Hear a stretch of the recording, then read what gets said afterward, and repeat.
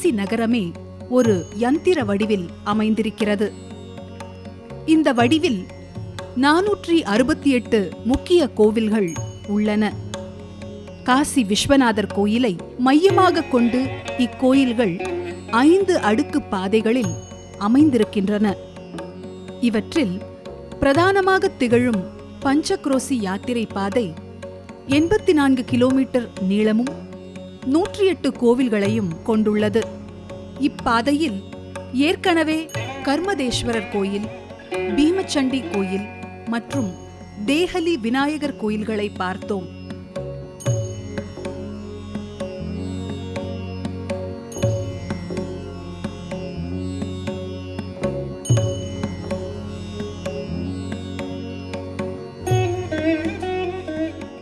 அடுத்ததாக வருவது ராமேஸ்வரம் திருக்கோயில். காசிக்கு வந்துவிட்டால் வேறு எந்த புண்ணிய க்ஷேத்திரத்திற்கும் போக வேண்டாம் என்பதை குறிக்க 12 ஜோதிர்லிங்கங்களையும் காசியில் பிரதிஷ்டை செய்திருக்கின்றனர்.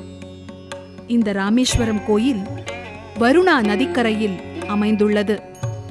காசி நகரமே வருணா மற்றும் அசி நதிகளுக்கிடையே அமைந்ததால்தான் வாரணாசி என்று பெயர் பெற்றது. பஞ்சக்ரோசியின் அடுத்த கோயில் கபிலதாரா கோயில். பாகீரதனும் கபிலரும் கங்கையை பூமிக்கு கொண்டு வரும் சகாப்தத்தில் முக்கிய பங்கு வகித்தனர் என்று சொல்லப்படுகிறது.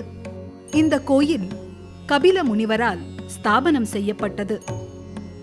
பஞ்சக்ரோசி யாத்திரையின் இறுதிக் கோயில் பாசபாணி விநாயகர் திருக்கோயில். கங்கையின் மணிகர்ணிகா படித்துறையில் ஸ்நானம் செய்து தொடங்கும் இந்த யாத்திரை பாசபாணி விநாயகர் ஆலயத்தில் மீண்டும் கங்கா ஸ்நானத்துடன் நிறைவடைகிறது.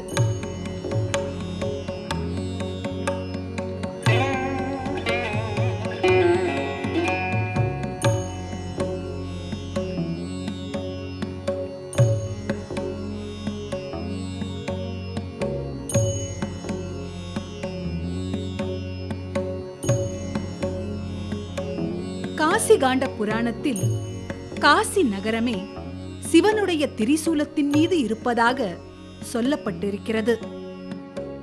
திரிசூலத்தின் 3 முனைகளைப் போல் காசியின் சக்தி வடிவத்திற்கும் 3 கோயில்கள் மையமாக இருக்கின்றன.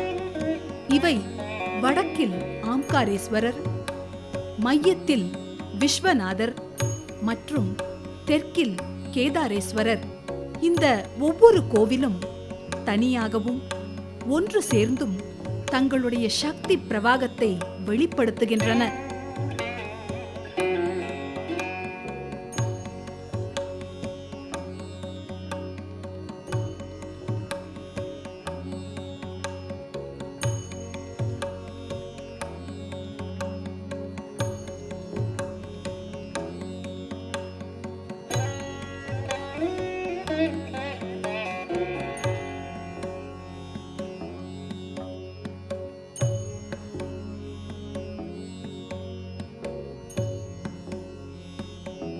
இதனுடன் 56 விநாயகர் கோவில்கள் 8 திசைகளில் 7 அடுக்குகளில் அமைந்துள்ளன.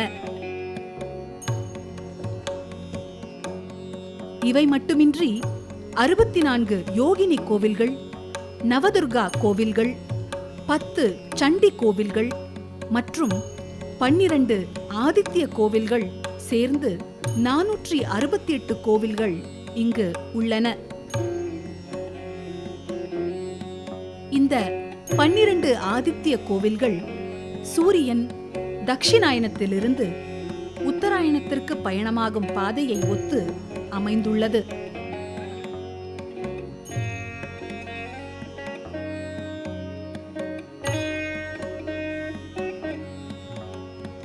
காசியை பொறுத்தவரை எல்லாமே சிவசம்பந்தம் உடையது என்கிற போது கங்கையை பற்றி மட்டும் கேட்கவா வேண்டும்? காசி நகரில் கங்கை வீசும் நதி அலைகள் பேசும் மொழி நமசிவாயம், கீசு கீசனவே பூசலிடும் கிளிகள் பாஷை அது நமசிவாயம் என்று ஒரு முறை நான் எழுதினேன். இதை நான் இங்கே சொல்வதற்கு காரணம், தீர்த்தம் என்பதற்கும் தண்ணீர் என்பதற்கும் என்ன வேறுபாடு என்று நம்மில் பலருக்கு தெரிவதில்லை.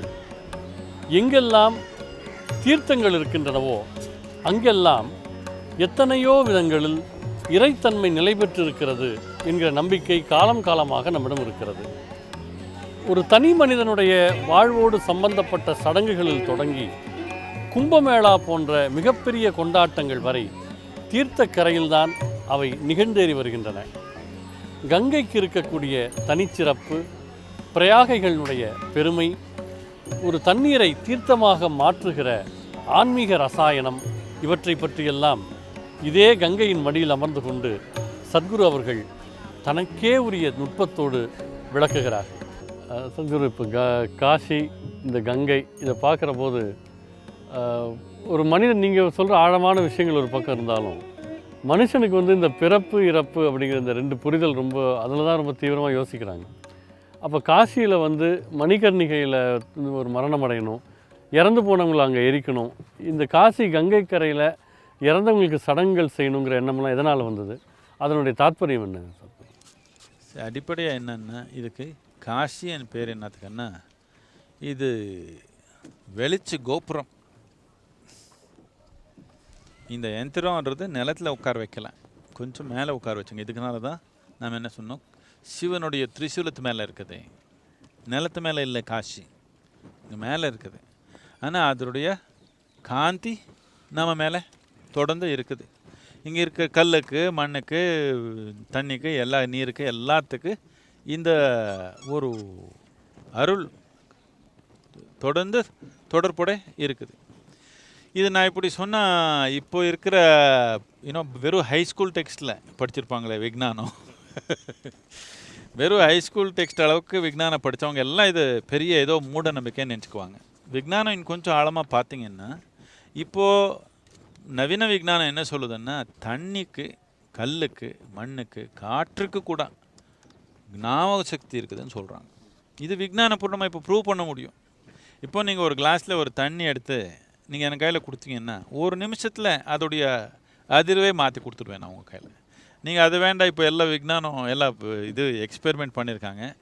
உங்கள் உணர்வு என்ன இருக்குதோ, நீங்கள் ஒரு நல்ல உணர்வோட இருந்தால், இல்லை ஒரு நெகட்டிவ் உணர்வோட இருந்தால், அது தண்ணி மேலே ஏற்படுற இம்பேக்ட் என்னன்றது எல்லாம் இப்போ மெஜர் பண்ணி வச்சுருக்காங்க. இது ஒன்றும் உங்கள் பாட்டி சொன்ன விஷயம் இல்லை. உங்கள் பாட்டி சொன்னாங்க, யாருனால தண்ணியோ சாப்பாடோ உங்களுக்கு கொடுத்தான், முதல்ல அந்த சாப்பாடு பார்க்கக்கூடாது, அவருடைய முகம் பார்க்கணும், எந்த உணர்வோட கொடுப்பாங்கன்றது. என்னத்துக்குன்னா, அவனுடைய உணர்வு இது கூட வந்துடும், இது எடுத்தீங்கன்னா விஷமாக மாறி போகும்னு. இப்போ என்ன சொல்கிறாங்கன்னா விஞ்ஞானத்தில், இந்த தண்ணின்றது உங்கள் ஏதோ வாட்டர் ஒர்க்ஸ்லேருந்து பம்ப் பண்ணாங்கன்னு வச்சுக்கிங்க, உங்கள் வீட்டுக்கு வர்றதுக்குள்ளே 50 தடவை இப்படி திரும்பி ஃபோர்ஸாக வந்துடுச்சு பைப்பில். அப்படி பைப்பில் உங்கள் நல்லியில் குழாயில் வந்தப்போ அது பிடிச்சி அப்படியே சாப்பிட்டீங்கன்னா 60% தண்ணி விஷமாக செயல்படுது உங்கள் உடலில். அதை நீங்கள் கிளாஸில் பிடிச்சிட்டு அப்படியே ஒரு 3 மணி நேரம் வச்சுட்டிங்கன்னா திருப்பி சரியாக போகுது. அது இது ஒரு ரசாயன நிலையில் விஷமாக மாறி போகல, ஆனால் இந்த மூலக்கூறுகளில் ஒரு மாற்றம் வருது. அந்த மாற்றம் நீங்கள் கொஞ்சம் நேரம் அப்படியே விட்டுட்டிங்கன்னா திருப்பி அது சாமானிய நிலைக்கு அது வரும். இது பலவிதமான சோதனை பண்ணியிருக்காங்க. 2 கிளாஸ் வச்சுட்டு ஒன்று நல்லா திட்டுங்க, இன்னொன்று ஒரு அன்பாக பாருங்கள்.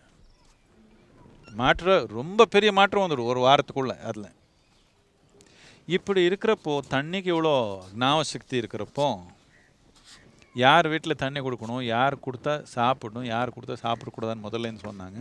இது மூட நம்பிக்கை நான் இல்லை, இது அனுபவபூர்ணமாக உணர்து. இப்போது கோயிலில் போனீங்கன்னா ஒரு சொட்டு தீர்த்தம் போடுறாங்கன்னா எல்லார் மேலே குதித்து ஒரு சொட்டு தண்ணி எடுக்கீங்க. வீட்டில் தண்ணி இல்லையா உங்களுக்கு?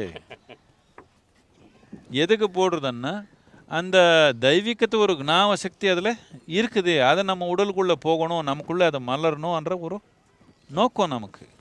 அந்த ஒரு நோக்கத்தில் அது உருவாக்குனது. இதே விதமாக நம்ம வீட்டில், நீங்கள் உங்கள் பழைய காலத்தில் உங்கள் வீட்டில் உங்கள் அம்மா வச்சப்போ வீட்டில் பார்த்தீங்கன்னா, எப்படி வீட்டில் தண்ணி வச்சுக்கோங்கன்னா, நல்லா ஒரு தாமிரத்து பாத்திரத்தில் நல்லா கழுவிட்டு டெய்லி அதுக்கு ஒரு திண்ணூறு பூசி அதுக்கு ஒரு பூஜை பண்ணி அதுக்கப்புறம் தான் சாப்பிடுவாங்க. பிளாஸ்டிக் பாட்டிலில் சாப்பிட்டுக்கலையே. எதுக்குன்னா இதுக்கு தண்ணிக்கு ஒரு ஞாபகம் இருக்குது. ஞாபகம் எங்கே இருக்குதோ ஒரு உணர்வு அதுக்கு இருக்குது. இந்த கங்கான்ற தண்ணி ஒரு இமாலய பருவத்திலேருந்து ஓடி வந்திருக்கிறதுனால அதுக்கு ஒரு அதிர்வு உணர்வு இருக்குது. அந்த உணர்வு நமக்கு தொட்டால் நம்ம முக்தி நோக்கத்துக்கு தள்ளுதுன்றது முதல்லேருந்து மக்கள் அனுபவபூர்ணமாக உணர்ந்திருக்காங்க. இது நாம் விஞ்ஞானபூர்ணமாக பலவிதமாக சொல்ல முடியும். இது முக்தின்னு சொல்ல முடியாது, ஆனால் நன்மை வருதுன்றது கட்டாயமாக ப்ரூவ் பண்ண முடியும். ஆனால் இப்போ ஏதோ சொல்லிக்கிறாங்க, இங்கே இண்டஸ்ட்ரியல் எஃப்ளூயன்ட் விட்டாங்க, இது பண்ணிட்டாங்க, இங்கே இருக்கிற மலம் எல்லாமே இதுக்குள்ளேயே வருது, இதில் என்ன இருக்குது இதில் என்ன இருக்குது. இவ்வளோ பெரிய ஆறில் இது ஏதோ ஒரு 1000 பேர் மலம் போட்டாலும் இதில் ஒன்றும் கெட்டு போகாது. இவ்வளோ மீன் இருக்குது, எல்லாம் இருக்குது, எல்லா தண்ணியில் இருக்கும், அது பிரச்சனை இல்லை. நாம் இண்டஸ்ட்ரியல் எஃப்ளூயன்ஸ் வந்துடுச்சுன்னா கெட்டு போய்டும். என்னத்துக்குன்னா கெமிக்கல்ஸு அளவில்லாத அளவுக்கு வருது. அதெல்லாம் கட்டாயமாக தடுக்கணும். அதெல்லாம் பண்ணால் இது எல்லாமே கெமிக்கல் லெவலில் தான் இருக்குது. மாலிகுலர் லெவலில் என்ன மாற்றம் இருக்குதோ அது அப்படியே இருக்கும். இப்போ நம்ம விவசாயத்தில் இந்த மாதிரி ஒரு தன்மை வந்திருக்குது. இதுக்கு ஒரு வாட்டர் இம்ப்ளோடர்னு சொல்லுவாங்க. இதில் ஒன்றும் இல்லை, தண்ணி எடுத்து இப்படி நாம் இம்ப்ளோட் பண்ணிக்கிறது. எப்படி எக்ஸ்ப்ளோட் பண்ணுறோம் அந்த மாதிரி இம்ப்ளோட் பண்ணிக்கிறது. அந்த தண்ணி ஒரு 5 நிமிஷம் இந்த இம்ப்ளோடரில் போட்டு தொட்டி பார்த்தீங்கன்னா ஒரு சில்க் மாதிரி இருக்கும். தொட்டா அப்படி ஏதோ சோப் மாதிரி இருக்கும் கையில். ஒன்றும் அதுக்கு சேர்த்துல, சும்மா அந்த மூலக்கூறில் ஒரு வித்தியாசம் வந்துடுச்சு. இந்த தண்ணி நீங்கள் செடிக்கு நம்ம இதுக்கு விட்டிங்கன்னா பல மடங்கு அதில் அதிகமாக நாம் பயிர் எடுக்கிறதுக்கு வாய்ப்பு இருக்குதுன்னு இப்போ எல்லாம் யூஸ் பண்ண ஆரம்பித்தாங்க. வெளிநாட்டில் எல்லாமே இங்கேயும் வந்திருக்குது. இப்போ நம்ம ஏரியாவில் எல்லாமே நம்ம ஃபார்மர்ஸ்க்கெல்லாம் அந்த பண்ணி கொடுக்கணும்னு நாம் பார்க்குறோம். வெறும் தண்ணியோடைய அடிப்படை மூலக்கூறு மாற்றிட்டு அக்ரிகல்ச்சரில் ஒரு பெரிய மாற்றம் நாம் கொண்டு வர முடியும். இது புரிஞ்சு தான் நாம் இமாலயத்து பருவத்தில் தண்ணி ஓடி ஓடி வர்றப்போ இந்த மாதிரி ஒரு மாற்றம் நடக்குது. அந்த தண்ணி குடித்தா, அந்த தண்ணி தொட்டால் நமக்குள்ளே ஒரு மாற்றம் வர்றது கட்டாயமாக அது ஒரு நோக்கத்தில் நம்ம கொண்டு போகுதுன்னு உணர்ந்து சொன்னாங்க. இதெல்லாம் சும்மா மூட நம்பிக்கை இல்லை. நாம் எதே சொன்னாலும் முக்தி எந்த வளர்ச்சி வந்தாலும் நமக்கு ஒரே நோக்கம், முக்தி நோக்கம் இந்த கலாச்சாரத்தில். அதனால் முக்தி கிடைக்கும்னு சொல்லுவோம். முக்தின்றது மனிதனுக்கு பலவிதமான நிலையில் நடக்கலாம். ஆனால் எல்லாத்தையும் தாண்டி ஒரு முக்தின்றது இருக்குது. கட்டுப்பாடுன்றது இருந்தால் முக்தின்றது இருக்குது தானே. அது ஏதோ ஒரு அப்ட்ராக்டாக நம்ம பார்க்க வேண்டாம். இப்போது புகைப்பிடிக்கிற ஆளுக்கு அதுலேருந்து விடுதலை வந்தால் முக்தி தான். குடிக்கிற ஆளுக்கு அதுலேருந்து முக்தி வந்தால் முக்தி தான். கோவத்தில் இருக்கிற ஆளுக்கு அதுலேருந்து விடுதலை வந்தால் முக்தி தான். ஏழைத்தனத்தில் இருக்கிறவங்களுக்கு அதுலேருந்து விடுதலை வந்தால் முக்தி தான், இல்லையா? நாம் எந்த சிக்கலில் இருக்கிறோமோ அதுலேருந்து வெளியே வந்தால் முக்தி மாதிரி தான் நமக்கு. ஆனால் எப்போ நம்ம உணர்வில் நம்ம புரிஞ்சுக்கிற தன்மையில் பிறக்கிறதே இருக்கிறதே ஒரு கட்டுப்பாடும் நாம் உணர ஆரம்பிக்கிறோமோ அப்போது அதை தாண்டி போகணும், அதுலேருந்து முக்தி அடையணுன்ற ஆர்வம் நமக்கு வரும். அந்த ஆர்வம், அந்த அறிவு நம்ம கலாச்சாரத்தில் நல்லா ஊறி வச்சோம் மக்கள் மனத்தில். என்னத்துக்குன்னா சின்னத்தில் முக்தி அடைஞ்சு போயே இருக்கும் 1000 வருஷம். எப்படியும் படிப்படியாக போகிறபோதெல்லாம் ஒரே படியாக நாம் குதிக்கிறதுக்கு நாம் ஆன்மீகம்னு சொல்லுவோம். படிப்படியாக போனால் இது முடிவில்லாத படிவி பொய்யே இருக்கும். நீங்கள் அப்படி படிப்படியாக போனீங்கன்னா மித்தவங்க விடுவாங்களா? அவங்க அதுக்குள்ளே அவர் சிக்கி வைப்பாங்க.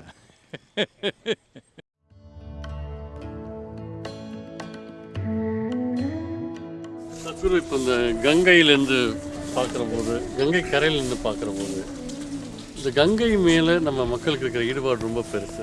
தீபாவளி அன்னைக்கு அவங்க வீட்டு குழாயில் வர்றதே கங்கைன்னு நினைக்கிறாங்க. தீபாவளி அன்னைக்கு கங்கா ஸ்நானம் ஆச்சா அப்படின்னு கேட்குறது ஒரு பழக்கம்.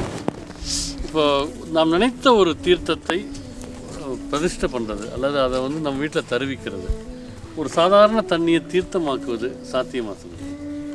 இந்த நம்பிக்கைக்கு என்ன அடிப்படையாக இருக்குது? நம்ம கலாச்சாரத்தில் இது பல விதமாக இருக்குது. நாம் குளிக்கணுன்னா குளிக்கிற தண்ணிக்குள்ளே இல்லை வேப்ப இலை போடுறது, குடிக்கிற தண்ணியில் துளசி போட்டுக்கிறது, இந்த மாதிரி முயற்சி நமக்கு இருக்குது. இதுக்கு அடிப்படையான நோக்கம் என்னென்னா, நாம் எப்பவுமே இந்த தண்ணி, மண் இதெல்லாமே நாம் ஒரு பொருளை பார்க்கலாம். இது நம்ம ஜீவத்துக்கு மூலமானதுன்னு பார்க்கலாம். தண்ணின்றது ஒரு பொருள், அது பாட்டிலில் சேல் பண்ணிக்க முடியும். மண்ணுன்றது அது ஏதோ குப்பை இப்படி நினைக்கல. இது மண்ணுன்றதுக்கு அமெரிக்காவில் எல்லாமே டர்ட்டுன்னு சொல்கிறாங்க. நாம் தாய் மண்ணுன்னு சொல்கிறோம். தாயன் கும்முடிக்குவோம். இதுக்கு என்ன, இது நம்ம ஜீவத்துக்கு அடிப்படையானது. இது எல்லாமே இது ஒரு பொருளாக நாம் பார்க்க முடியாது. அதனால் எப்பவுமே இந்த ஜீவத்துக்கு அடிப்படையானதுன்னா மண் அதே தான், நாம் சாப்பிட்ற உணவு அதே தான், இந்த உடல் அதே தான். ஆனால் நாம் வேறு மாதிரி நிலைக்கு கொண்டு வந்திருக்கிறோம். மண்ணாக இருந்தது உணவாக பண்ணியிருக்கிறோம், உணவாக இருக்கிறது இப்போது உடலாக பண்ணியிருக்கிறோம். இது நமக்கு அடிப்படை புரிஞ்சிருக்குது. அதே பொருளாக இருந்தாலும் நாம் பல நிலையில் அதை நாம் ஏற்றுக்க முடியுன்றது நமக்கு புரிஞ்சிருக்கிறதுனால தண்ணியாக வச்சுக்காமல் அது ஒரு தீர்த்தமாக பண்ணிக்கணுன்றதுக்கு அறிவு நமக்கு இருக்குது. இது நாம் பலவிதமாக பண்ண முடியும். நான் அப்போவே சொன்ன மாதிரி தண்ணிக்கு ஒரு ஞாபக சக்தி இருக்கிறதுனால வெறும் உணர்வுலேயே நாம் தண்ணி தீர்த்தமாக பண்ணிக்க முடியும். இதனால தான் நீங்கள் ஏதோ உங்கள் முன்னாடி உணவு வந்தால் சும்மா எடுத்து சாப்பிட்றதில்ல. முதல்ல உங்கள் உணர்வு அதுக்கு தொடணும். ஒரு நல்ல உணர்வு தொட்டுட்டு அதுக்கப்புறம் அதை சாப்பிட்டுக்கணும். என்னதுக்குன்னா அதுக்கு அந்த ஞாபக சக்தி இருக்குது. அந்த உணர்வோடு இருக்கிற உணவு, அந்த உணர்வோடு இருக்கிற தண்ணி, அந்த ஞாபகம் இருக்கிற தண்ணி நாம் சாப்பிட்டா நமக்குள்ளே ரொம்ப சுலபமாக இணைஞ்சு நமக்கு ஒரு நன்மை வர மாதிரி சூழ்நிலை உருவாக்கும். இது தண்ணி தீர்த்தமாக மாற்றுக்கிறதுக்கு பலவிதமான கருவி இருக்குது. இப்போ நாம் ஒரு ஜீவரசம் பண்ணியிருக்கோம். இது நாம் பாதரசம் ஒரு உறுதியான நிலைக்கு கொண்டு வந்து அது நம்ம ஒரு செம்பு ஒரு இதுக்குள்ளே போட்டு அது ஒரு விதமான ஒரு கருவி பண்ணியிருக்கோம். அது நீங்கள் தண்ணிக்குள்ளே வச்சுட்டிங்கன்னா ஒரு 4 மணி நேரம் தண்ணிக்குள்ளே வச்சிங்கன்னா தண்ணி அடிப்படையே மாறிடும். நீங்கள் குடித்து பார்க்க முடியும் எவ்வளோ உயிரோட்டமாக இருக்கோ அது குடிச்சான்றது. வெறும் தண்ணி தான், அது எதுலேயே கலக்கலை. அதில் பாதரசத்துக்கு அதுக்கு தொடர்பு கிடையாது, செம்பு நடுவில் இருக்குது. அப்படி இருந்தாலும் உங்கள் உணர்வில் நீங்கள் சாப்பிட்டு பார்த்தீங்கன்னா பெரிய மாற்றம் இருக்கும். இப்போ அதெல்லாம் இந்த லேபரேட்டரியிலலாம் டெஸ்ட் பண்ணுறதுக்கு அனுப்பியிருக்கிறோம். இந்த லேபரேட்டரியில் என்ன டெஸ்ட் பண்ண முடியும்? அவர் சும்மா அதோடைய எஃபெக்ட் மட்டும் தான் பண்ண முடியும். அதில் என்ன நடக்குது, உயிரோட்டம் என்ன நடக்கிறதுன்னு அவர் பார்க்க முடியாது. ஆனால் கட்டாயமாக ஒரு சாமானியமாக இருக்கிற தண்ணி நாம் ரொம்ப உயிரோட்டமாக இருக்கிற ஒரு தண்ணியாக பண்ணி நாம் குடித்தா இதுக்கு நாம் தீர்த்தம்னு சொல்லுவோம். அதனால் பயன் இருக்குதா? கட்டாயமாக மகத்தான பயன் இருக்குது. சத்குரு, இந்த நதிகளில் ஜீவ நதிகள், தெய்வ நதிகள், இந்த தன்மையில் கங்கா, யமுனா, சரஸ்வதி 3க்கும் ஒரு தனி முக்கியத்துவம் சொல்கிறாங்க. அதில் குறிப்பாக சரஸ்வதி கண்ணுக்கு தெரியாது அப்படிங்கிறாங்க. இவ்வளவு நதிகள் இந்த நாட்டில் இருக்கிற போது இந்த 3 நதிகளுக்கு அப்படி முக்கியத்துவம் என்ன? சரஸ்வதி நதி கண்ணுக்கு தெரியாமல் வருதுன்னு ஏன் சொல்கிறாங்க? கங்கா ஒன்று அதோடைய ஆன்மீகத்தன்மை, அதை பற்றி நாம் நிறைய அப்பவே பேசியிருக்கிறோம். இன்னொன்று இந்த நாட்டில் இதுக்கு ஒரு 2600 கிலோமீட்டர் ஓடுது நம்ம நாட்டில் கங்கா. அது சுற்றி தான் நாகரிகமே வளர்ந்துருக்கு. முக்கியமாக நம்ம நாட்டுக்கே பேர் நாம் இந்தியான்னு வச்சுருக்கிறோம். நம்ம கலாச்சாரத்துக்கு ஹிந்துன்னு சொல்லிக்குவோம். இது எல்லாமே எதுக்கு வந்துச்சுன்னா அந்த இந்துன்ற ஒரு ஆற்கரையில் வளர்ந்த ஒரு கலாச்சாரத்துக்கு இந்துன்னு பேர் இருந்திருந்து நாம் வெளிநாட்டிலேருந்து வந்தவங்க எல்லாமே சரியாக உச்சரிக்காமல் எப்படி இப்போது கோவை போய் கோயம்புத்தூராக மாறி இருக்குதோ, திருவனந்தபுரம் போய் திருவேண்டரமாக போயிடுச்சோ, அதே விதமாக இந்து போய் சிந்து ஆயிடுச்சு, சிந்து போய் ஹிந்து ஆயிடுச்சு. அடிப்படையாக அந்த ஆற்கரையில் வளர்ந்து வந்தது. அப்படின்னா சாமானியமாக உலகம் முழுக்கமாக பிராச்சீன கலாச்சாரங்கள் எல்லாமே ஆற்கரையில் தான் வளர்ந்து வருது. என்னத்துக்குன்னா தண்ணின்றது ஒரு இங்கே ஓடி போகிற பொருள் இல்லை. இந்த உடலில் 72% தண்ணி தான். நாம் உயிரோடு இருக்கணும்னா, நம்ம வாழ்க்கை வளரணுன்னா, ஒரு கலாச்சாரம் வளரணுன்னா, ஒரு சமூகத்துக்கு ஒரு நன்மை வரணும்னா ஆற்கரையில் தான் இருக்கணும். நாம் சாப்பிட்ற உணவுக்கு நாம் எங்கேயா ட்ராவல் பண்ணணுன்னா அப்போல்லாம் நடந்து தான் போக முடியும். இது ஒன்றில் தான் நாம் ஏதோ ஒன்று வச்சு ஒரு போட்டு வச்சு போய்க்க முடியும், வர முடியும். இதனால் ஆறுன்றது வெறும் ஒரு பொருளாக பார்க்காம அது ஒரு மகத்தான ஒரு சக்தி என்ற மாதிரி பார்க்குறது மக்கள் மனத்தில் தானாகவே வந்துடுச்சு. இதில் சில ஆறுகளுக்கு வெறும் ஒரு லௌகீக சக்தி மட்டும் இல்லாமல் ஒரு ஆன்மீக சக்தியும் அதுக்கு நாம் கொடுத்துருக்குறோம். என்னதுக்குன்னா இமாலய பருவத்தில் இந்த வர்ற ஆறுகளுக்கு எல்லாமே நாம் இப்படி பார்த்தோம். இதுக்கு அடிப்படை என்னன்னா அது வரணுன்னா அதில் அங்கே இருக்கிற ஒரு சூழ்நிலையிலேயே அந்த தண்ணிக்கு ஒரு மாற்றம் இருக்குது. ஒன்றும் தூய்மையான தண்ணி. என்னதுக்குன்னா பனி கரைஞ்சி வர்றதுனால தூய்மையான தண்ணி. அந்த தூய்மையான தண்ணி வர்ற இடம் அப்படி இருக்குது, ஒரு அதிர்வு பூர்வமான ஒரு இடமா இருக்கிறதுனால அந்த அதிர்வு தண்ணிக்குள்ளே சேருது. இது மட்டும் இல்லை, நம்ம கலாச்சாரத்தில் இப்போது யாரோ ஒருத்தர் ஒரு யோகியன்னு வச்சுக்கோங்க, ஒரு குடிக்கணுன்னா, இப்போ நானே இங்கே தண்ணி குடிக்கணுன்னா இப்போ குடிக்கிற நிலையில் இல்லை இது மழைனால, பட் குடிக்கணுன்னா அதுக்கு ஒரு ஆசீர்வதிக்காமல் நாம் எப்பவுமே குடிக்க மாட்டோம். இப்போ நம்ம முன்னாடி ஒரு சாப்பாடு வந்தாலும் சரி, நாம் அதுக்கு ஆசீர்வதித்து தான் நாம் சாப்பிட்றோம். இன்னும் நமக்குள்ளே போதோ இல்லையோ அது நமக்கு தெரியல. நீங்கள் வந்தீங்கன்னா முதல் உங்களுக்கு கொடுக்குறது தானாகவே இருக்குது. ஆனால் தொடுறதுக்கு முன்னாடி அது ஆசீர்வதித்து தான் தொடுறோம். இப்படி பலவிதமான சக்தி நிலையில் இருக்கிறவங்க, பலவிதமான திறமை நிலையில் இருக்கிறவங்க, ஆயிரக்கணக்கில் யோகி அந்த அந்த இடத்துல இருந்தனால டெய்லி அவர் தண்ணி உபயோகப்படுத்தணும். அந்த ஆறு ஒரு ஆசீர்வதிச்சு தான் குடிக்கிறாங்க. அந்த ஒரு தன்மை நமக்கு ஓடி வந்திருக்குது. அதை நாம் வாங்கிக்கணும்ன்ற ஒரு ஆர்வம் முதல்லேருந்து இருக்கிறதுனால ஒரு ஆன்மீகத்து ரூபம் கூட அதுக்கு வந்துடுச்சு. இதில் கண்ணுக்கு தெரியாமல் இருக்கிறதுனா இது ஒன்றும் பெரிய விஷயம் இல்லை. அதுக்குன்னா உலகத்தில் எல்லா இடத்துலையும் சப்டெரேனியன் ரிவர்ஸ் இருக்குது. இந்த மாதிரி இருந்தது. இப்போது அது வெறும் ஒரு சுரங்கமாக இருக்கலாம். ஒரு காலத்தில் தண்ணி அதில் ஓடி இருக்கலாம். அது யாரோ கவனித்தவங்க ஒரு நிலத்து கீழே ஒரு ஓடி இருக்குது, மேலே 2 ஓடுது, எல்லாம் 3 சேர்ந்து இதுன்னு சொன்னாங்க. இந்த 3 ரிவரு இல்லை இந்த சங்கமத்துக்கு ஒரு முக்கியமான ஒரு தன்மை கொடுத்துருக்குது. என்னத்துக்குன்னா இப்போ நீங்கள் எலக்ட்ரிசிட்டி ஜென்ரேட் பண்ணுறீங்க, ஹைட்ரோ எலக்ட்ரிக்கானு அப்படின்னு என்ன தண்ணி சும்மா ஓடுறதுனால தானே நீங்கள் அதுலேருந்து எலக்ட்ரிசிட்டி ஜென்ரேட் பண்ணிட்டீங்க. அதில் எலக்ட்ரிசிட்டி ஜென்ரேட் ஆகுதுன்னா நாம் அதுலேருந்து எலக்ட்ரிசிட்டி எடுக்கலை, அது ஓடுற வேகம் வச்சு நாம் எடுத்துக்கிறோம். ஆனால் அதுலேருந்து கூட எடுக்க முடியும். வேகம் இல்லாமல் தண்ணியிலேருந்து நேரடி கூட எடுக்கிறதுக்கு வாய்ப்பு இருக்குது. என்னத்துக்குன்னா தண்ணியில் இருக்கிற இப்போ நீங்கள் கை கால் ஈரமாக இருந்தால் கொஞ்சம் அதிகமாக ஷாக் அடிக்குது தானே உங்களுக்கு. எதுக்குன்னா தண்ணியில் அது கண்டக்டிவிட்டி அப்படி இருக்கிறதுனால எலக்ட்ரிசிட்டின்றது எல்லா இடத்துல இருக்கிறது. நமக்கு காற்றில் இருக்கிறதுக்கு தண்ணியில் இருக்கிறது ஒப்பிட்டு பார்த்தா தண்ணியில் கொஞ்சம் அதிகமாக இருக்குது. அது எடுக்கிறது நம்மளால் இப்போ முடியல, பட் இருக்குது, நம்ம உடல் எடுக்குது. இது நாம் எடுத்து வயரில் போட்டு சர்வீஸ் கொடுக்க முடியல. ஆனால் இதில் எலக்ட்ரிசிட்டின்றது இருக்குது. எப்போ 2 ஆறு வந்து சேருதோ அந்த இடத்துல ஒரு பெரிய ஒரு சக்தி. இது எலக்ட்ரிசிட்டின்றது ஒரு விஷயம் மட்டும்தான். உயிர் சக்தின்றது இருக்குது அதுக்கு அடிப்படையாக. எங்கே உயிர் சக்தி ரொம்ப தீவிரமாக இருக்குதோ அங்கே எலக்ட்ரிக்கல் நல்லா வேலை பண்ணும். என்னதுக்குன்னா இந்த உடலில் செயல்படுறதுக்கு எல்லாமே ஒரு எலக்ட்ரிக்கல் சக்தி இருக்குது. ஆனால் அதுக்கு அடிப்படையாக உயிர் சக்தி ரொம்ப தீவிரமாக இருந்தால் தான் இந்த எலக்ட்ரிக்கல் எலக்ட்ரானிக் எல்லாமே நமக்கு செயல்படுது. இந்த ஒரு உயிர் சக்தி அதிகப்படுத்துறதுனால நம்ம மூளை செயல், நம்ம உடல் செயல் எல்லாம் ஒரு உயர்ந்த நிலையில் நடக்கும்ன்றது நாம் இப்போ யோகா கலாச்சாரத்தில் பல விதமாக ப்ரூவ் பண்ண முடியும். இதே விதமாக ஆறுகள் 2 வந்து எங்கே சேருதோ அங்கே ஒரு சக்தி ஏற்படுது. அதில் நாம் கொஞ்சம் நேரம் இருந்தால் அந்த தண்ணிக்குள்ளே இருந்தால் நமக்கு ஒரு சக்தி ஏற்படுது. உணர்வுபூர்ணமாக உணர்ந்ததுனாலே சொன்னாங்க. இது எல்லாமே தீர்த்தன்னு சொன்னாங்க. என்னத்துக்குன்னா இது ஒரு நம்ம மேல் நோக்கி கொண்டு போகிறதுக்கு ஒரு கருவி ஆயிடுச்சு. எங்கே வேகமாக வந்து 2 ஆறு சேருதோ அங்கே ஒரு சக்தி சுழற்சி ஏற்படுது. அந்த சக்தி சுழற்சி உபயோகப்படுத்தா நாம் மேல் நோக்கி போகிறதுக்கு வாய்ப்பு இருக்குது. மேல் நோக்கி போகிறதுன்னா நம்ம கலாச்சாரத்தில் ஒரே நோக்கம், முக்தி அடையணுன்ற ஒரே நோக்கம். அதனால மேல் நோக்கி போகிறோன்னா இந்த முக்தி கிடைக்கும்னு சொல்லுவோம். நாம் இந்த காசியில் நிறைய பேர் வந்து தங்களுடைய இறுதி நாட்களை கழிக்கணும்னு நினைக்கிறாங்க.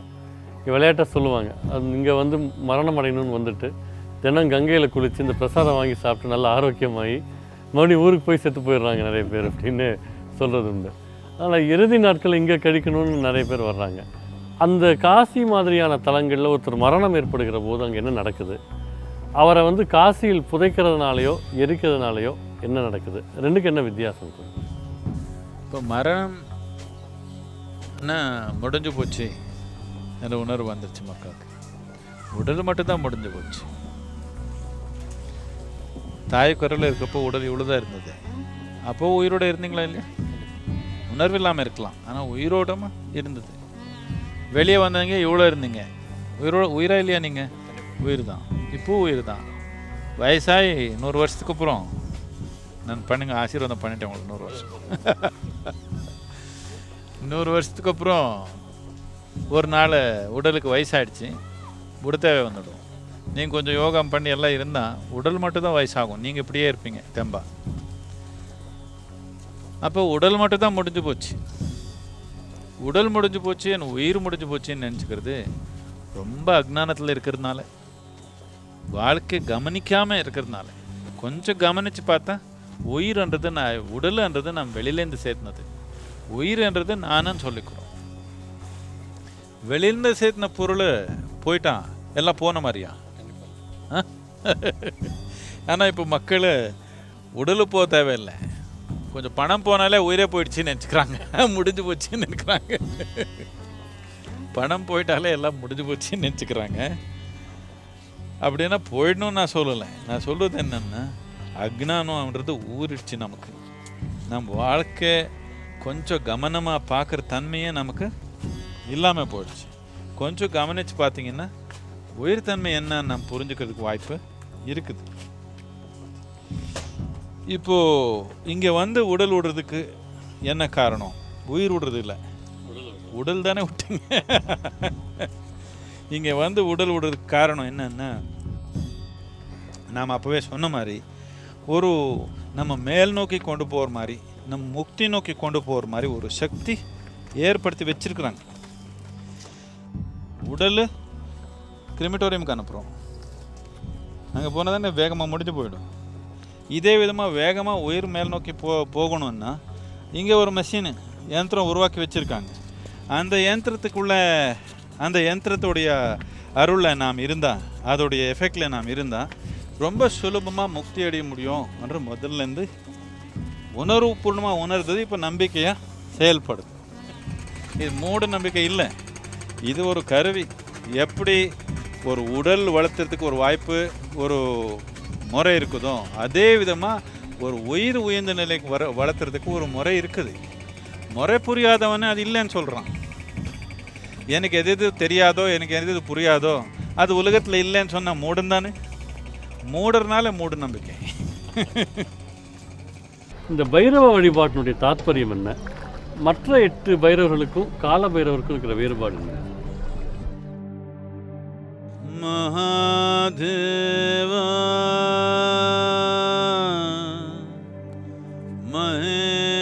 மகேஸ்வரா பைரவா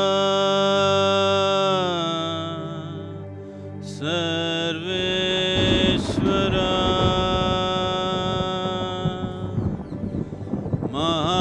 மகாதேவா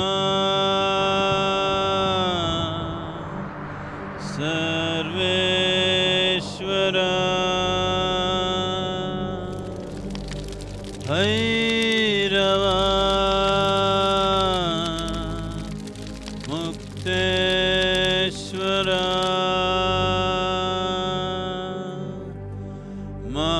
மகாதேவா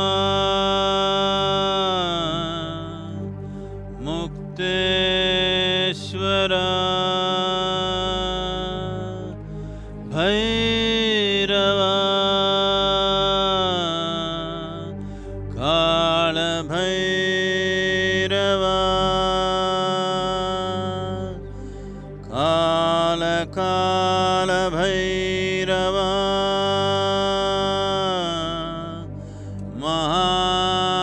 மகாராத்ரே.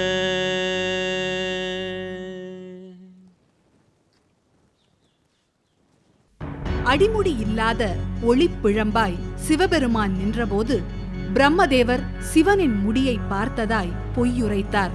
இதனை தண்டிக்கும் விதமாக அந்த ஒளிப்பிழம்பிலிருந்து மிகுந்த தீவிரமும் பயங்கர தோற்றமும் கொண்ட கால பைரவர் வெளிப்பட்டார். வந்த வேகத்தில் பிரம்மனின் 5வது தலையை கொய்தார். ஒரு பிராமணராகிய பிரம்மனை கொன்றதால் கால பைரவர் பிரம்மஹத்யா என்ற பாவத்திற்கு உள்ளானார். இதனால் பிரம்மனின் தலை கால பைரவரின் கையில் ஒட்டிக்கொண்டது.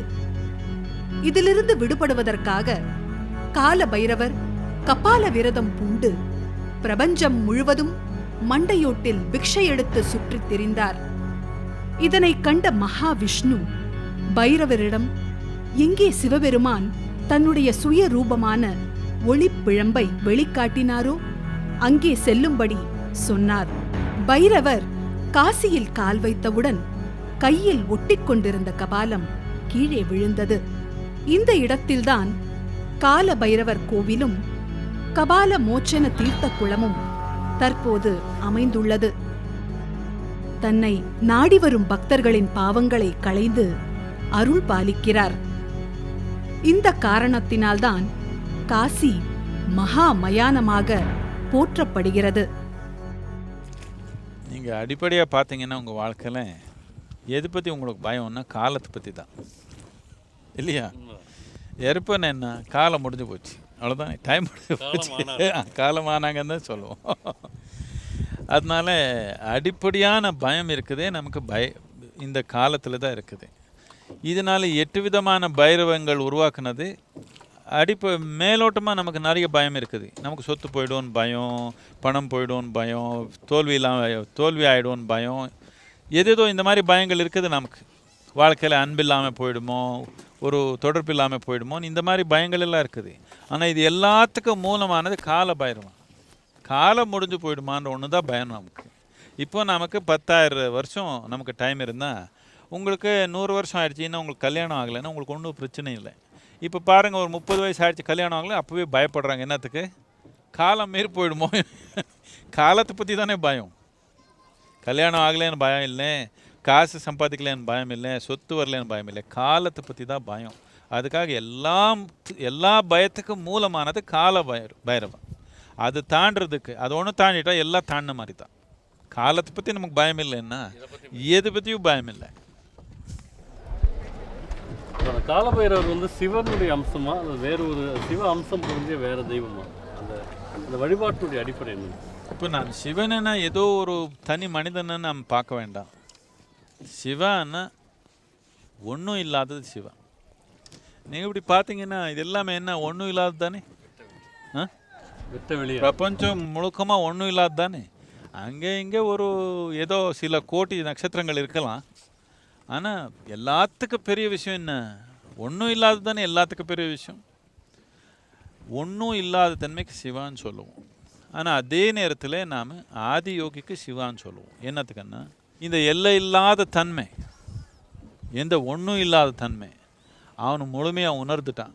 அதனால சிவனே உணர்ந்துட்டான், இவனே சிவன் தான் சொன்னோம். எனக்கு நீங்கள் புரிஞ்சது தானே. நீங்கள் எது புரிஞ்சிருக்கீங்களோ, எது கிரகிச்சிருக்கீங்களோ அதுதான் நீங்கள். அதனால சிவனுக்கு இவ்வளோ ரூபம் அவ்வளோ ரூபம் நீங்கள் ஒன்றும் நிர்ணயிக்க தேவையில்லை. அதுக்கு தான் அவனே சொன்னான், காட்சியில் இருக்கிற கல் எல்லாமே சிவன் தான். இந்த காலம் என்ற பயம் தாண்டிடுச்சுன்னா எருப்பு என்ற பயம் கிடையாது. எருப்புன்றது ஒரு தன்மை தாண்டிட்டிங்கன்னா வாழ்க்கையில் முழுமையாக தாண்டின மாதிரி தான். ஆனால் இந்த நோக்கத்தில் நாம் சாதனை பண்ணணுன்னா இது கொஞ்சம் தீவிரமான சாதனை மட்டும் இல்லை, கொஞ்சம் பயங்கரமான சாதனையாக இருக்கிறதுக்கு வாய்ப்பு இருக்குது. இதனால் நாம் குடும்ப சூழ்நிலை இருக்கிறவங்க எல்லாமே இந்த சாதனை சொல்ல மாட்டோம். அந்த மாதிரி துருவிலேயே கூட அந்த மாதிரி தீவிரமான துருவியாக இருந்தால் மட்டும்தான் காலபைரவ கர்மா நாம் பண்ணிக்க முடியும். உயிரோடு இருக்கிறப்பவே நாம் இறந்தவங்க காலபைரவ கர்மா பண்ணுறோம். ஆனால் உயிரோடு இருக்கிறப்பவே நமக்குள்ளே காலபைரவ கர்மா பண்ணிக்கணுன்னா நாம் பயம்ன்ற இது நமக்கு இருக்கக்கூடாது. இது தாண்டின நோக்கத்தில் ரொம்ப பயங்கரமான சாதனைகள் உருவாக்கியிருக்கிறாங்க. அது பேசினாலே பயப்படுற மாதிரி இருக்கும்.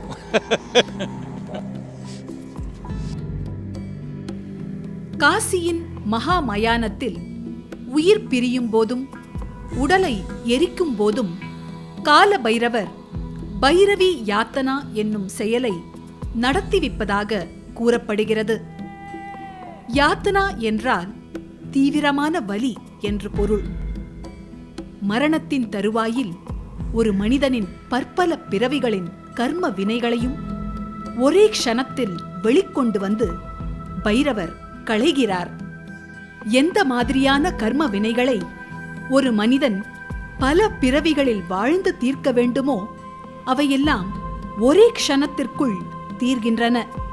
இது யாராலும் தாங்கிக் கொள்ள முடியாத அளவிற்கு தீவிரத்துடனும் வலியுடனும் நடக்கிறது. ஆனால் ஒரு க்ஷணத்திற்குள் முடிந்து விடுகிறது. பைரவி யாத்தனா என்ற இந்த தீவிர செயலை செய்வதற்காகவே சிவன் கால பைரவர் என்ற உக்கிரமான உருவுடன் காசி மகா மயானத்தில் இருப்பதாக கூறப்படுகிறது. நரகத்தை மிஞ்சிய வலியை இது ஏற்படுத்தினாலும் அதன் பின்னர் அந்த உயிரின் பழைய கர்மத்தினில் எதுவும் மிஞ்சாமல் ஒரு சுதந்திர முக்தி நிலை நிலவுகிறது.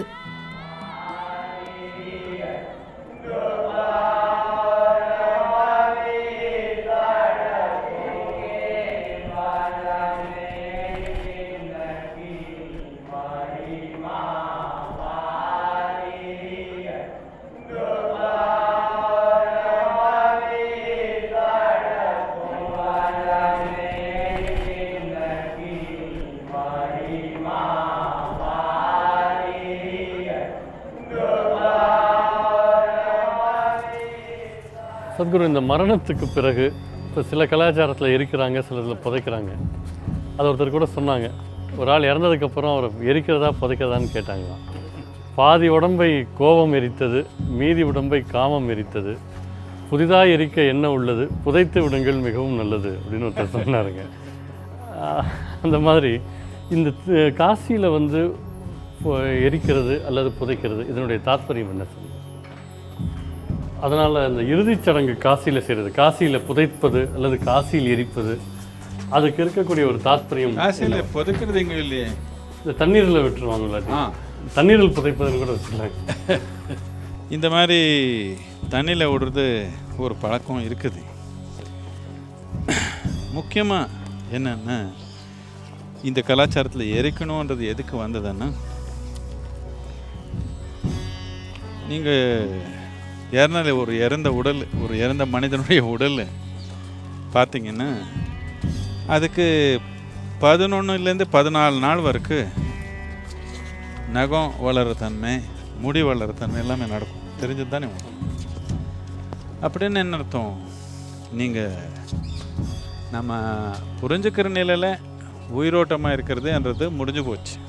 மெடிக்கலாக இறந்துட்டாங்க, ஆனால் உடலில் இன்னும் உயிர் சக்தி செயல்படுது. இதுக்கு அடிப்படையாக நாம் வியான சக்தின்னு சொல்லுவோம். வியான சக்தி இன்னும் செயல்படுது. இந்த வியான சக்தியில் இந்த வியான பிராணம் செயல்படுற வரைக்கும் உயிருக்கு கொஞ்சம் வாய்ப்பு இருக்குது. இந்த மாதிரி ஒரு வாய்ப்பு இருக்கிறப்போ மித்த சக்தி இருக்கும். இந்த மாதிரி உடல் தொலைஞ்சு போன சக்திகள் இருக்கும் கொஞ்சம். அது திருப்பி இது உடல் எனக்கு தகுதியானதோ என்னமோ நாங்கள் தேடி வர்றதுக்கு ஒரு வாய்ப்பு இருக்குது. அதனால் அந்த மாதிரி உடல் பொதிச்சு வச்சிங்கன்னா அது மித்த உயிர்கள் ஏதோ நினச்சி தப்பாக நினச்சி இது அம்மா கருவன்னு நினச்சி அங்கே வர்றாங்க தேவையில்லாமல். அவர் அதில் சேர முடியாது. ஆனால் அந்த மாதிரி ஒரு முயற்சி நடக்குது. அந்த முயற்சி நடக்கிறப்போ அந்த சுத்தா மனிதர் இருக்கிறவங்க அது நன்மை இல்லை எல்லாம் புரிஞ்சதுனால, அது மட்டும் இல்லாமல் அந்த உயிருக்கு கூட அவன் ஒன்றும் அப்படி ஞானத்தில் ஒன்றும் வாழல. இது உடல்ன்றது சும்மா மண்ணை சேர்த்துனதுனால அந்த மாதிரி அறிவில் ஒன்றும் அவன் வாழலை. நான் தான் உடல்னு வாழிருப்பான். அப்போது உடல்லேருந்து அவன் வெளியே வந்துட்டான்னா, உடல்லேருந்து வெளியே வந்த உயிர் நீங்கள் ஏதோ அவன் இறந்துட்டான்னு நினச்சிக்கிறீங்க. ஆனால் அவனுடைய உணர்வில் உடல்லேருந்து வெளியே வந்துட்டான். ஆனால் அந்த உடல் முழுமையாக இருக்கிறவருக்கு அதில் கொஞ்சம் உயிரோட்டம் இருந்தாலும் திருப்பி அந்த முயற்சி நடந்தே இருக்கும். முடிஞ்சு போச்சு கதைன்றது அவனுக்கு புரியாது. அது மட்டும் இல்லை, சுத்தம் இருக்கிறவங்க, நமக்கு யாரோ ஒருத்தர் பிரியமாக இருக்கிறவங்க இறந்துட்டான், அவர் அங்கே இறந்து படுத்துருந்தான், அந்த உடல் அங்கே வச்சுருந்தான், நான் மனத்தில் கற்பனை நடக்கும். சும்மா தூங்கியிருக்காங்களோ என்னமோ, நமக்கு ரொம்ப பிரியமாக இருந்தால் நமக்கு ஏதோ இல்லாத கற்பனையெல்லாம் நடக்கும். இன்னும் தூங்கியிருக்காங்களோ என்னமோ, முழிச்சிடுவாங்களோ என்னமோ, எதனால் ஒரு அதிசயமாக நடக்குமோ என்னமோ. இப்போது இந்த மாதிரி தேவையில்லாத கற்பனை நடக்கும். இது நீங்கள் கவனிச்சிருக்கலாம். யார் இப்போ பிரியமானவங்க இறந்துட்டாங்கன்னா ஒரே அளந்து ஆர்ப்பாட்டம் பண்ணியிருப்பாங்க. போய் உடலை எரிச்சிட்டு வந்துட்டாங்கன்னா, அதை பார்த்துட்டாங்கன்னா எல்லாம் குவாய்ட் ஆகிடுவாங்க. கவனிச்சிருக்கீங்களா? எதுக்குன்னா எல்லா உணர்வு தீஞ்சு போச்சு, விளையாட்டு முடிஞ்சு போச்சுன்னு எல்லாருக்கும் புரிஞ்சிடுச்சு. அந்த உடல் அங்கே இருக்கிற வரைக்கும் நமக்கு இது முடிஞ்சிடுச்சுன்றது புரியாது. புரிஞ்சிருந்தாலும், அறிவுபூர்ணமாக புரிஞ்சிருந்தாலும் உணர்வு பூர்ணமாக புரியாது. ஆனால் எரிச்சிட்டா முடிஞ்சிச்சின்னு தெரியுது. அந்த உயிருக்கு அப்படி தான். அந்த உடல் இருக்கிற வரைக்கும் அது புரியாது முடிஞ்சு போச்சுன்னு. இன்னும் இருக்குதுன்னு ஒரு குழப்பம் நடக்குது. அந்த குழப்பம் முடிக்கணும்னு எரிச்சிடணும். சாமானியமாக இந்த கலாச்சாரத்தில் யாருனால இறந்துட்டாங்கன்னா 1 மணி நேரத்தில் எரிச்சிடணும். ஏன்னா அந்த காலத்தில் எல்லாமே முதல் காலத்தில் தெரியும் மக்களுக்கு. ஆனால் அதுக்கப்புறம் நடுவில் எல்லாமே கொஞ்சம் தடவை ஒரு தடவை இப்படி நிகழ்ச்சி நடந்துச்சு. அவர் இறந்துட்டாங்கன்னு வச்சு சிதில் வச்சு தீ வச்சுட்டா அப்போ எழுந்து உட்கார்ந்த நிகழ்ச்சி இருக்குது. அதனால 4 மணி நேரம்னு சொன்னாங்க. 4 மணி நேரத்துக்குள்ளே பண்ணிடணும். எதுக்குன்னா, இல்லைன்னா இந்த குழப்பங்கள் நடக்கும். அந்த உயிருக்கு நன்மை என்ன, ரொம்ப சீக்கிரமாக உடலை நாம் எரிச்சிட்டான். பொதிச்சிட்டிங்கன்னா இன்னும் புரியல. அதுக்கு பொதிச்சிட்டா அப்படியே இருக்குது அது. அதனால பொதிக்கிறவங்க என்ன பண்ணுவோம், பொதிச்சா நாம் இப்போ எல்லாம் வெளிநாட்டில் எல்லாம் பாக்ஸில் போட்டு நல்லா இருக்கிற மாதிரி வச்சுக்கிறாங்க. அப்படி இல்லை. நாம் பொதிச்சா என்ன பண்ணுறோம், நல்லா இது உப்பு ஊற்றிடுவோம். உப்பு ஊற்றுறதுக்கு என்னங்கன்னா வேகமாக உடலை போயிடணும். உடல் அப்படியே இருந்தால் அது நல்லதில்லை, அந்த போன உயிருக்கு நல்லதில்லை, நமக்கு நல்லதில்லை. ரொம்ப சீக்கிரமாக உப்பு சாப்பிட்டு உடல் போயிடணும். இறக்கிறதுக்கு அடுத்ததுன்னா அது இறக்கிறது என்ன, இது எல்லா இடத்துல முடியலன்னா இது வெளிநாட்டிலேருந்து வந்த கர்மங்கள். நமக்கு இது என்னன்னா, இதெல்லாம் அங்கே பிறந்த மதங்கள் எல்லாமே பாலைவனத்தில் பிறந்த மதங்கள். அங்கே மரம் வெட்டி இறக்கிறதுன்றதே கிடையாது, மரமே இல்லை அங்கே, வெட்டுறதுக்கு என்ன இருக்குது. அதனால அவர் பொதிக்கிறது, மணலில் பொதிக்கிறதுன்றது நார்மலாக அவருக்கு வந்துடுச்சு. இப்படி பொதிச்சு ஒரு ஆளுக்கு ஒரு இடம் உருவாக்குனீங்கன்னா பூரா உலகமே ஸ்மசானமாயிடும். எரிச்சா ஒரே இடத்துல 1000 பேர் எரிச்சிக்கலாம். நாம் எவ்வளோ பேர் வேணாலும் எரிச்சிக்கலாம். யாரோ ஒருத்தர் ரொம்ப உயர்ந்த நிலையில் இருந்தாங்க, அவர் உடலுக்கே ஒரு அதிர்வு வந்துடுச்சு, அது வச்சுக்கணுன்னா அந்த மாதிரி இருக்கிறவங்க மட்டும்தான் நாம் பொதிச்சு இம்மிடியேட்டாக அதுக்கு ஒரு கல், ஒரு குடி மாதிரி கட்டுவோம். என்னத்துக்குன்னா அந்த அதிர்வு எல்லாருக்கும் கிடைக்கணுன்ற ஒரு நோக்கத்தில். அவனுக்கு எந்த பிரச்சனையும் இல்லை, என்ன பண்ணாலும் அவனுக்கு பிரச்சனை இல்லை, அவன் தாண்டி போயிட்டான். ஒரு முக்தி அடைஞ்ச மனிதன்னா அவனுடைய உடல் மட்டும் பொதிப்போம், மித்தது எல்லாமே எரிக்கிறது நல்லது. இது எரிக்கிறப்புறம் இந்த எரிக்கிற நேரத்தில் அதுக்குள்ளே இருக்கிற அந்த பிராண சக்தி வெளியப்படுது. இது மெதுவாக 14 நாள் ஆயிருக்கும், ஆனால் இப்போ எரிச்சோட ரொம்ப சக்தி வாய்ந்த ஒரு சக்தி வெளியப்படுது. அந்த சக்தி உபயோகப்படுத்துறதுக்காக சில விதமான யோகி இருப்பாங்க இங்கே. அந்த சக்தியை உபயோகப்படுத்துறதுக்காக அதுக்காகவே உட்காந்துருப்பாங்க. அதுலேயும் கொஞ்சம் வயசில் அங்கே இருப்பாங்க. உங்களுக்கு நீங்கள் போய் பார்த்தீங்கன்னா மணிகர்ணி காட், ஹரிச்சந்திர காட்டில் போய் பார்த்தீங்கன்னா யார் வந்தாலும் என்ன வயசில் இருந்துச்சு, எப்படி இருந்துச்சுன்னு கேட்குறாங்க. கொஞ்சம் வயசில் இருக்கிறவங்க, உயிரோட்டமாக இருக்கவங்க இறந்துட்டாங்கன்னா அது உபயோகப்படுத்துறதுக்காக ஒரு சாதனை வச்சுருப்பாங்க. எரிச்சா அந்த உயிர் வெளியே வர்றப்போ, அந்த உயிர் சக்தி வெளியே வர்றப்போ அது உபயோகப்படுத்த அவருடைய வளர்ச்சிக்காக உபயோகப்படுத்துகிற ஒரு யோக விதானம் இருக்குது. அவருக்கு என்னென்னமோ பேர் சமூகத்தில் புரியாததுனால ஏதோ பேர் கொடுத்துக்கிறாங்க. மனிதர்களின் பல பிறவி பாவங்களை களைந்தெரிக்கும் மகா மயானமாக காசி திகழ்கிறது. ஆனால் புனிதமான காசி க்ஷேத்திரத்திற்குள் ஒருவர் பாவம் செய்தால் என்ன ஆகும்? அந்த உயிர் உடலில்லாத பிசாசாக 3 லட்சம் வருடங்களுக்கு அலைய வேண்டியிருக்கும் என்று சொல்லப்பட்டிருக்கிறது. இதுபோன்ற உயிர்களுக்கும் பாவங்களிலிருந்து முக்தி அளிக்க பிசாசு மோட்சன கோயில் இருக்கிறது. கொடும் பாவங்களை செய்தவர்களுக்கும் முக்தி அளிக்கும் பொருட்டு பிசாசு மோட்சனரை கால பைரவர் நியமித்திருப்பதாக காசி காண்ட புராணத்தில் சொல்லப்பட்டிருக்கின்றது.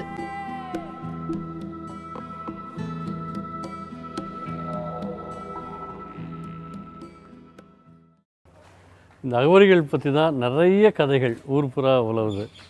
அவங்க எரியிற பிணத்துலேருந்து எடுத்து சாப்பிடுவாங்க அப்படிங்கிறாங்க.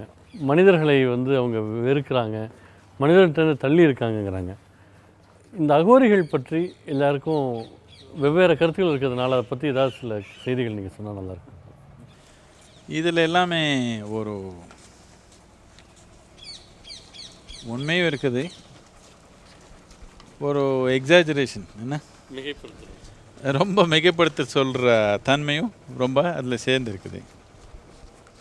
முக்கியமாக நான் அப்போவே சொன்ன மாதிரி இந்த உடல் எறிகிறப்போ அதில் இந்த வெளியே வர்ற அந்த பிராணசக்தி உபயோகப்படுத்தணும்னு முயற்சி பண்ணுறாங்க.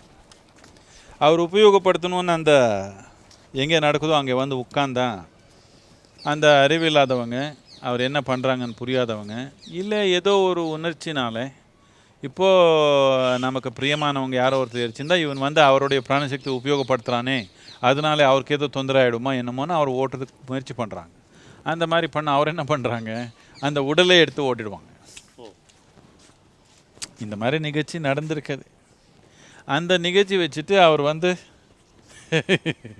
இந்த இறந்த உடலை எடுத்து போய்க்குவாங்க, பண்ணிக்குவாங்கன்னு ஏதோ கதை வந்திருக்குது. இன்னொன்று, அந்த அகோரி வழியில் முக்கியமானது என்னன்னா, நமக்கு பிடிச்சது கூட நாம் ஒட்டிக்கிறது ரொம்ப சுலபம். நமக்கு அந்த அடிமைத்தனம் ரொம்ப ஆழம். பிடிக்காதது வெறுத்துறது அது ஒரு விதமான அடிமைத்தனம்.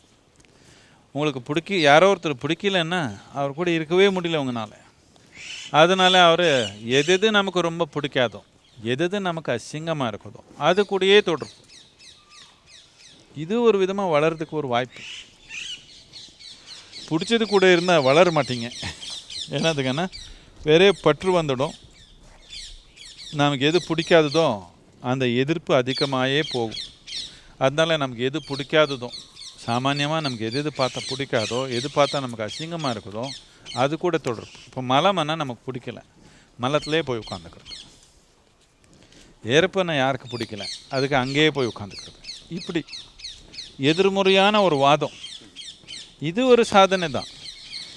அந்த சாதனை சமூகத்து சமீபத்தில் நடக்கக்கூடாது. அது தனியாக நடந்தால் அதுக்கு ஒரு மதிப்பு இருக்குது.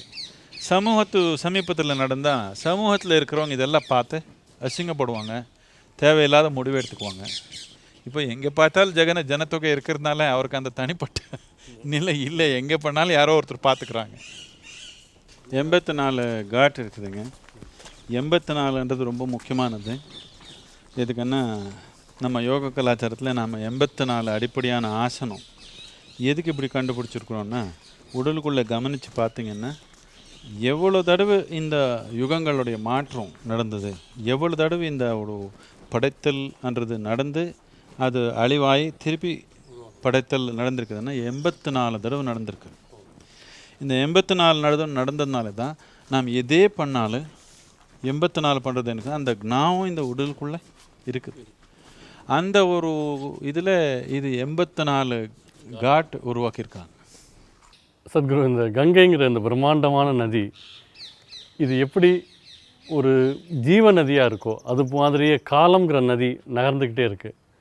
இந்த காலம்ங்கிற நதிக்கு ஒரு சாட்சி மாத்திரமாக மட்டும் இல்லாமல் இந்த கால நதியினுடைய உருவாக்கத்துக்கே காரணமாக இருக்கிற இந்த காசி ஸ்தலத்தில் இந்த காசியினுடைய புனிதம் பற்றி, இதனுடைய கங்கையினுடைய மேன்மை பற்றி நீங்கள் சொல்லி கேட்டது ஒரு பெரிய பாக்கியம். ரொம்ப நன்றி. देवी सुरेश्वरी